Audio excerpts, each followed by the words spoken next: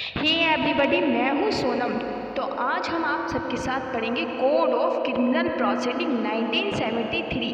इसकी हम कुछ डेफिनेशंस को देख लेते हैं जो मोस्ट इम्पोर्टेंट है। तो फर्स्ट डेफिनेशन है बेलेबल ऑफेंस। तो बेलेबल ऑफेंस क्या होते हैं? जिसमें बेल हो सके, लेकिन हम लॉ के पॉइंट ऑफ व्यू से इसे इस तरह समझेंगे, जो सीआरपीसी के फर्स्ट शेड्यूल में डिफाइन किए गए हैं जो ऑफेंसेस, उसको तो बेलेबल ऑफेंस कहेंगे, और जो अदर ऑफेंसेस बचेंगे उसको हम नॉन बेलेबल ऑफेंस कहेंगे। सेकेंड डेफिनेशन है चार्ज। चार्ज किसे कहते हैं? जो पुलिस वाले एफआईआर लिखते हैं, जो कंप्लेन लिखते हैं, वो उसकी कॉपी जो मजिस्ट्रेट के सामने पेश करते हैं उसको चार्ज कहते हैं। थर्ड है कॉग्निजेबल ऑफेंस।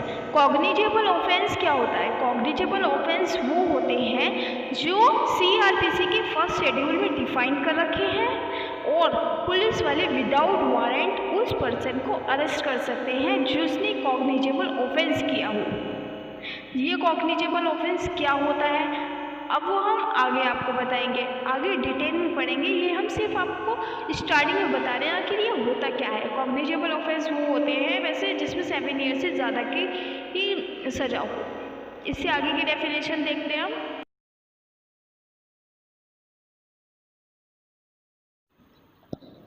इससे आगे है डी कंप्लेंट। कंप्लेंट क्या होता है? कंप्लेन होती है या कंप्लेन कोई भी एलिगेशन होता है, या तो हम ओरली उसे करवा सकते हैं या तो हम रिटन में उसे दे सकते हैं मजिस्ट्रेट के सामने। कंप्लेन वो होती है जो हम मजिस्ट्रेट के सामने लिखवाते हैं, चाहे वो ओरल हो चाहे वो रिटन हो। एफआईआर इसमें इंक्लूड नहीं होगी, समझ रहे हो आप? तो हाई कोर्ट क्या होती है? हाई कोर्ट हर स्टेट में, हर राज्य में होगी एक, जो हाई कोर्ट की यही बताया गया है। हाई कोर्ट में भी सुप्रीम कोर्ट के अंडर ही आएगा, लेकिन ये इसमें क्रिमिनल अपील सुनी जाएंगे। और इसके आगे है इंडिया। इंडिया क्या है? जो भी इस कोर्ट के अंदर आएगा वो सब कौन होगा? इंडिया।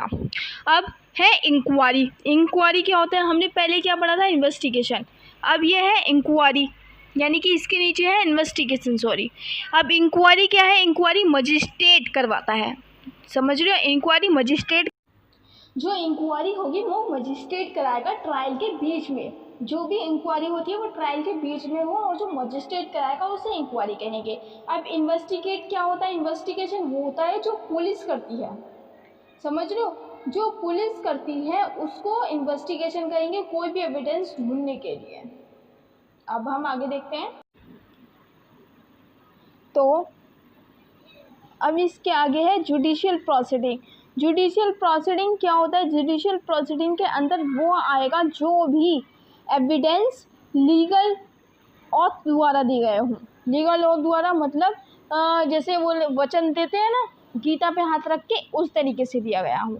इसके आगे है लोकल ज्यूरिडिक्शन, यानी कि मजिस्ट्रेट की कोर्ट होगी, जो भी उसमें आएगा, जो लोकल एरिया होगा वो लोकल ज्यूरिडिक्शन के अंदर आएगा, जो भी लोकल एरिया होगा। अब इससे आगे हम आपको बताएंगे कि लोकल ज्यूरिडिक्शन और मेट्रोपॉलिटन एरिया में क्या होता है। मेट्रोपॉलिटन एरिया आगे पढ़े। अब इसमें है मेट्रोपॉलिटन एरिया किसे कहते हैं? मेट्रोपॉलिटन एरिया इसी में आएगा जहां 1 मिलियन से ज़्यादा, मतलब 10 लाख से ज़्यादा की पॉपुलेशन सर्वाइव करती हो, वो होता है मेट्रोपॉलिटन एरिया।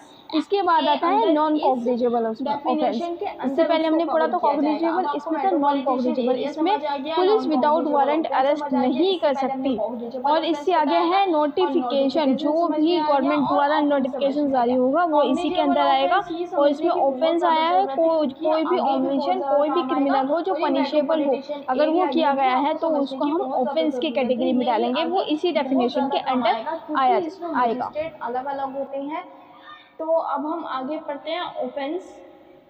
ऑफेंस से बताया गया है जो हमने अभी डिफाइन किया है, जो ओमिशन द्वारा हुआ हो। और अब इसके आगे हम पढ़ेंगे officer incharge of the police station. जो भी पुलिस स्टेशन के अंदर जो काम करता है, जो ऑफिसर है, वो किस में आएगा? वो इसी के अंदर आएगा। जो भी पीठासीन अधिकारी होगा पुलिस स्टेशन में, वो इसमें इंक्लूड किया जाएगा इस सेक्शन के अंदर। ठीक है।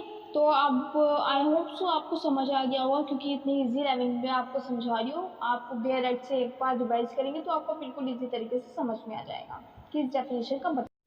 अब इसके आगे है पुलिस स्टेशन। पुलिस स्टेशन क्या होगा? कोई भी पोस्ट, कोई भी प्लेस जहाँ पर स्पेसिफिकली स्टेट गवर्नमेंट द्वारा उसको घोषित किया गया हो कि ये पुलिस स्टेशन है, तो वो इस पुलिस स्टेशन कहा जाएगा। अब इसके आगे है सॉरी प्रिस्क्राइब्ड, सॉरी दिखाई नहीं दे रहा था, प्रिस्क्राइब्ड यानी कि इस सीआरपीसी के अंदर जो वर्ड है, जो रूल है, जो प्रिस्क्राइब दिया करा गया है, वही होगा उसका मतलब। इसके आगे है पब्लिक प्रोसिक्यूटर। पब्लिक प्रोसिक्यूटर एक तरीके का एडवोकेट होता है जो सरकार के द्वारा नियुक्त किया जाता है, उसको हम पब्लिक प्रोसिक्यूटर कहते हैं। यह आगे सेक्शन 24 में डिफाइन किया गया है। अब सब डिवीज़न क्या होता है? सब डिवीज़न एंड डिस्ट्रिक्ट के अंदर ही आता है ये। और sub division means uh sub division of uh district. अब इससे आगे पढ़ते हैं हम समन केसेस। ये मोस्ट इम्पोर्टेंट है। समन केसेस वो होते हैं जिसमें समन केसेस वो होते हैं जो कि इसमें लिखा है वारंट केसेस नाउ। अब वारंट केसेस क्या होते हैं? समन केसेस वो होते हैं जिसमें 2 साल से कम की सज़ा होती हो, उसको समन केसेस कहते हैं। और इससे आगे वारंट केसेस है। वारंट केसेस वो होते हैं जिसमें पनिश 7 साल से 2 साल से ज़्यादा की पनिशमेंट हो, और डेथ, चाहे उसकी डेथ की ही पनिशमेंट क्यों ना हो, वो वारंट केसेस में आएगा। इससे आगे है वर्ड एंड एक्सप्रेशन, मतलब कि जो वर्ड इसमें आईपीसी के अंदर डिफाइन किया गया है वो ही माना जाएगा। जो आईपीसी सीआरपीसी के अंदर जो प्रिस्क्राइब किया गया है, जो वर्ड का मतलब, वो ही माना जाएगा। तो हमारी डेफिनेशंस मैंने आपको इतनी क्लियर कर दी हैं। तो अगर आपको मेरा वीडियो अच्छा